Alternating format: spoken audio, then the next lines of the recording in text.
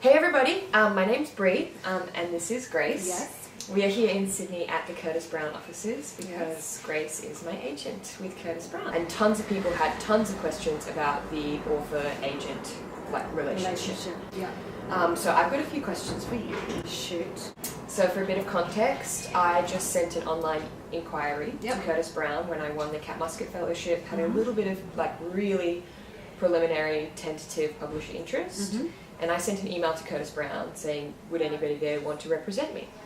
And I jumped up screaming. And then I contacted you directly and we shared emails and then got on the phone and talked about the process and where we go from here. So what was it about my email that was so spectacular?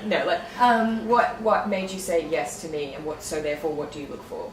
A lot of it has to do with my gut instinct. You know, you were building this very interesting profile. I liked that you were a young feminist but were also really into fashion, and that there was this buzz that was bubbling, you know. I have to say, one of the main things I think is really important when you're approaching an agent is do your research. Like, have a little look around. Like, everyone's kind of got a website. You can kind of get a feel for who they are. We're mostly female office, and when we get emails to Mr. Curtis Brown, I have to say, it doesn't mean that we don't go any further, but it is one of those things that's like, really? Can you speak a little bit about, I know there's a difference at the very preliminary stages if you do like fiction versus non-fiction. Yeah. So I came to you with like barely any of the manuscript, just a plan. Yeah, but that a was rough okay. idea. Yeah. It was. I mean, I think it is quite different from fiction to non-fiction. With fiction, you generally do have to have a full manuscript ready. That's what we ask for, because if we call it in, you don't want to be scrambling to kind of finish it, or you know, you want to, if you've got that moment, you want to engage immediately. With non-fiction it's different because you're more pliable and you're more able to submit on a sample, which is what we've done. But again, you need to kind of have that, you have to have the bones and the concept in your head and have that outline and at least a couple of sample chapters. You know, 10,000 words is kind of a nice place for that.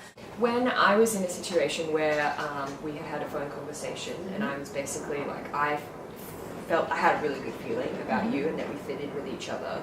And I asked around, just because I'm new to this industry also, I asked around some people about what they thought I should do.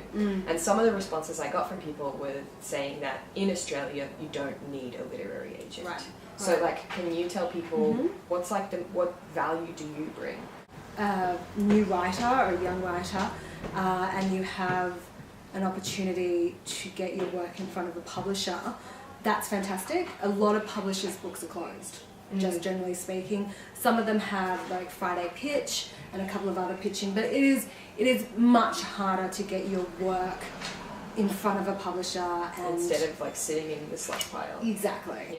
Publishers trust agents. It's already been vetted by us. Like you've already got one seal of approval. Yeah, like exactly. It can't be that bad. And we all have relationships with publishers, and I know what certain publishers like. It jumps a step, and I think as well when you are doing a publishing contract for the first time, as a writer, you know, it's so exciting that someone has taken that next step and wants to publish you.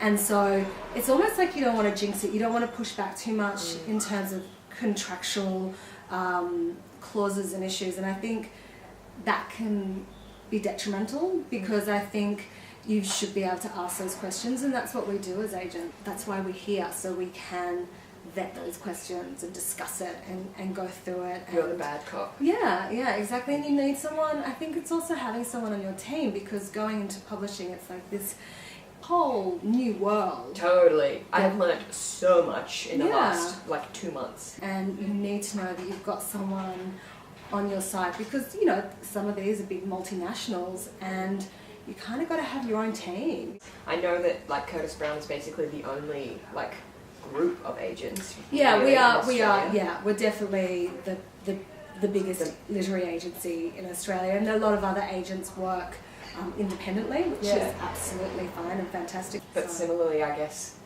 that's a good point to, like, if you are looking for an agent, like, look around and do your research, because there are also a bunch of women that work solo who maybe they have the specialty. Like, absolutely. It's your jam. Yeah, definitely. Because it is very much about, you know, compatibility and gelling, you know, like, is this person, do they get me? Yeah. Is this a person that can go out and champion me and sell me? I think that's what I said, like, when I got off the phone with you for the second time. I was like, she just gets my jam. Like, she just gets what my book is, like, trying to be about. Yeah. Totally. And that's really important because that is the first place that publishers are going to see as well, you know, that, okay, this is coming from Grace, this is what she thinks of this author, you know, it is that seal that gets that, you know, down the line. You want to make sure that that's very simpatico. And yeah, you've got that relationship. Well, cool. Thank you very much. My pleasure. We waved to the camera. Bye.